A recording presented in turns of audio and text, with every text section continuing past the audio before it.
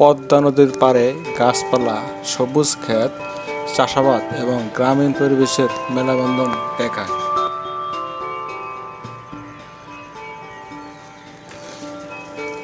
পদ্মা নদী কৃষকদের জীবন অবিচ্ছেদ্য অংশ।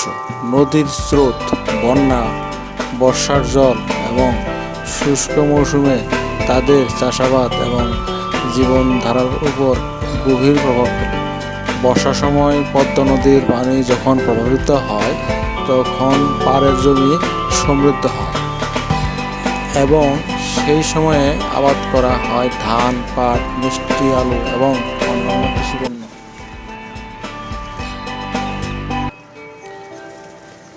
পদ্মা নদীর পাড়ে কৃষকদের জীবন কঠিন, কিন্তু এর মধ্যে রয়েছে সংগ্রাম ও সন্তুষ্টি।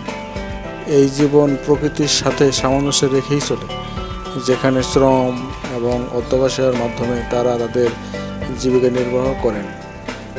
তাদের জীবন শুধু চাষাবাদ বা মাছ ধরা নয়, এটি একটি ঐতিহ্য এবং সাংস্কৃতিক ধারার অংশ, যা পরবর্তী প্রজন্মের জন্য অমূল্য সম্পদ।